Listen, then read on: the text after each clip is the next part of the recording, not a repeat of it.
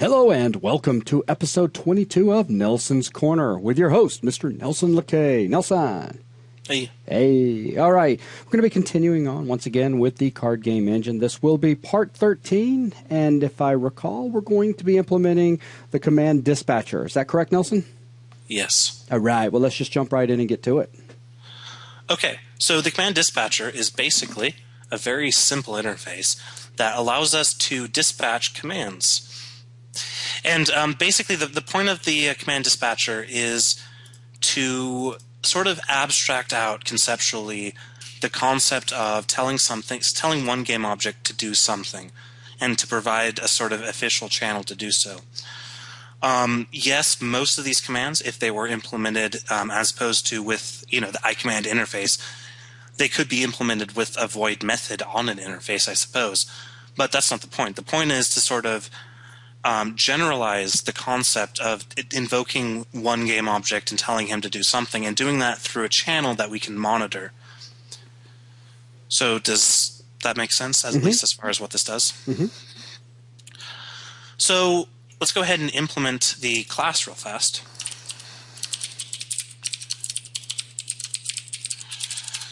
And for every command,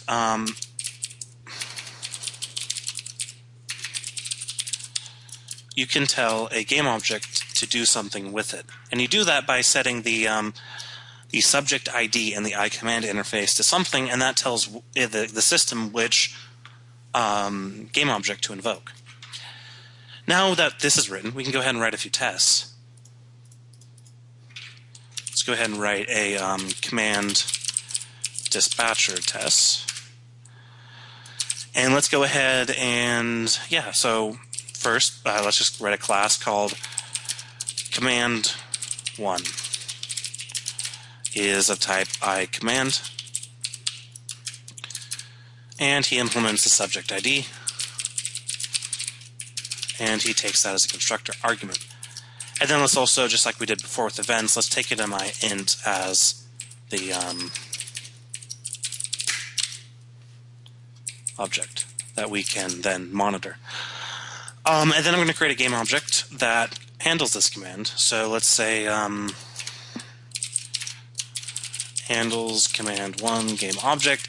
And the idea is that a game object can handle multiple commands. And so let's go ahead and implement game object. Remember that we have this abstract game object class in our tests namespace right over here.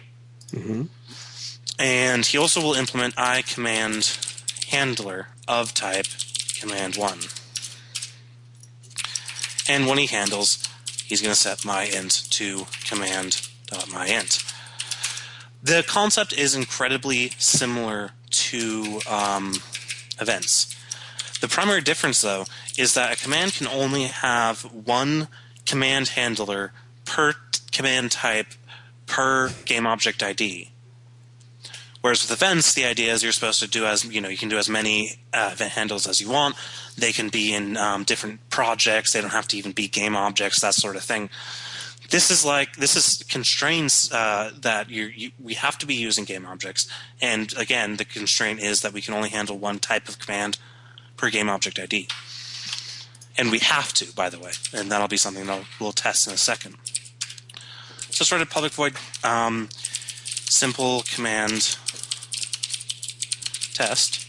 He's going to instantiate a game object, so a new handles command game object, and then he's going to instantiate a dispatcher, so commands equals new command dispatcher, and then commands.dispatch new command1, pass in the subject ID, which is going to be game object.id, pass in my int, which will be a constant expected like we had before.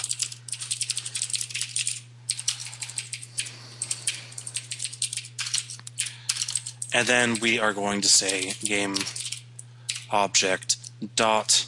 Why is that protected? I have no idea. It's going to be public my int my int. And then game object dot my int dot should be expected. Another test we will write is no handler throws. And don't forget your attributes as well. Ooh, right. Those are good. So let's go ahead and add our NUnit attributes to these two methods.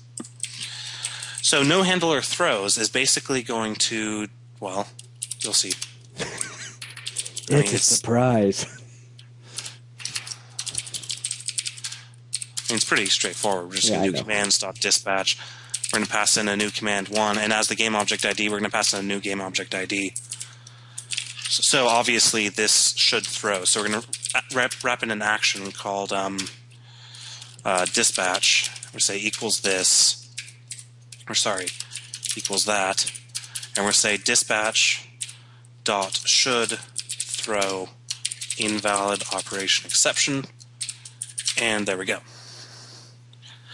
So these are two tests. One that tests that commands actually get dispatched. The other one that tests that the system throws an exception if we try to do something stupid. So let's go ahead and run these guys. I'm going to append to a new session, append to a new session, and then I'm going to go ahead and run these, and we should get red. Yep. Lots of red. Which is exactly what we want. So let's go ahead and fix it. The command dispatcher is a little bit more complicated than the event handler. Well, it's funny because it actually has less code than the event handler, but it's still more complicated. If that makes any sense? Mm-hmm. Because our data structure is actually going to be even worse. Oh, no. Because we're going to be doing a dictionary based off two pieces of information. So we need a tuple as the key. The first piece of information is going to be the type of command. The second piece of information is going to be the game object ID. Right? Mm-hmm. Then as our value of the dictionary, we're going to need a tuple of type iGameObject and method info. And we'll call these handlers.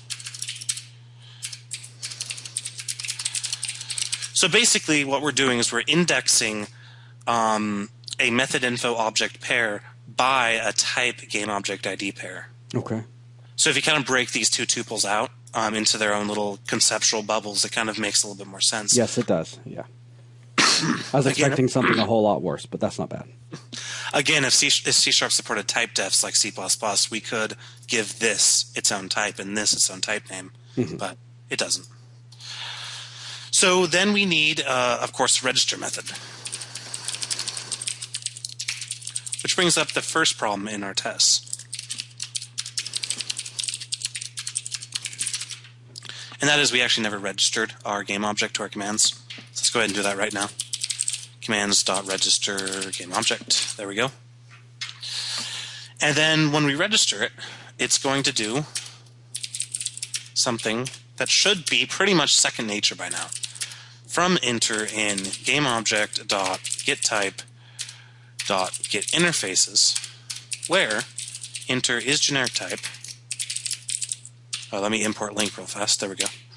Using system link just popped up. Where enter is generic type and where enter dot get generic type definition is equal to type of iCommand handler empty generics. Select out a new thing, and this thing is going to be an anonymous type. The command type is going to be enter dot get generic arguments first. Actually, no, it's not. Yes, it is. What am I thinking? And the method is going to be enter dot get methods dot first. Then we're simply going to loop over our handlers, and we're going to say if we're going to, first of all, we're going to create a key, and this key is what's going to refer to this right here, our tuple of type and game object ID. So our key is going to be tuple.create handler.command type, comma, gameObject.id. And then we're going to say if handlers contains key, just go ahead and continue. We've already registered this guy. Otherwise, handlers.add key, and then we're going to have to pass in a tuple of type iGameObject, so gameObject, and of type method info, which is going to be our handler.method. So that's that. We can run these again, but obviously they're still going to fail. So our dispatch method, very, very, very straightforward. We're going to try to get out a tuple of type iGameObject and method info called handler. And we're going to say if not handlers, try get value of our key. And remember, our key is going to be tuple.create command.subjectID and command.getType. I'm actually going to go ahead and do this. I'm going to take this out into a variable and call this key. Now that should look a little bit nicer. Yeah. It didn't sound very... No, yeah, I completely agree. What did we do wrong? Oh, we did backwards. There we go. And if you didn't catch that, Control Shift Alt left and right arrow. So yeah, and then if that doesn't happen, then we got to throw a new invalid operation exception because somebody messed up. And we're going to say cannot find command handler for command blah on game object blah. Now we're going to format this a little bit nicer. So for command blah is going to be command, or rather it's just going to be key.item1.fullname. So that's the class name of the command. And then the game object is going to be just command.subjectID. Then finally, all we have to do is say handler.item2.invoke, pass in handler.item1 as the game object, and then pass in the command as a argument. So if we go ahead and run this, success. Green. So we can actually just go ahead and I wonder if you can just drop everything on just to see all of the green, all the awesome green. So we have commands and then we have events. How do we add this guy? No, that's wrong. I'm looking at the wrong project. That's event publisher stub. So let's go ahead and append this guy to session 1. And then let's go ahead into our command dispatcher and append to session 1. And let's go ahead and run all of our awesome code. And you see that so far, all of our unit tests pass. Very nice. So yeah, so this is the usage of our command dispatcher. It's very similar to the command handler, but it's different in important enough ways to warrant another class. And then this is the implementation, the most important method being our register method right here. Mm-hmm. So let me ask you this then. From here, where are you wanting to go? If we jump back over and take a look at the class diagram.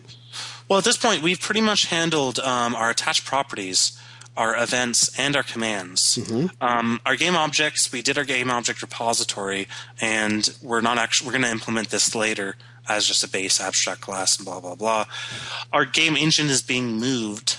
I don't want him there anymore.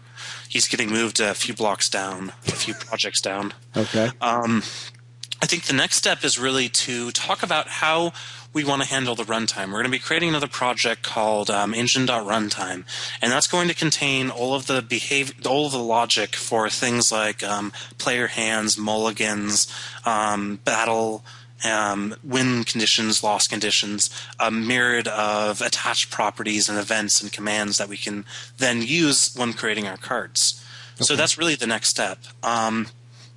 To start our runtime, and then once we begin the runtime, we'll have to figure out how we want our runtime to interact with our engine or our environment code. Because you remember, we have environment code right here that we have to sort of work with to get working with the engine. Right. The runtime. Sorry. Awesome. Very exciting stuff, Nelson. Well, is there anything else you want to add in this video, or does that pretty much wrap it up? That pretty much wraps it up. Okay, very cool. Well, thank you very much, and I'm very excited about this next video because that's where things are really going to start taking off, I think. But that will conclude this video, and we'll catch you guys in the next one.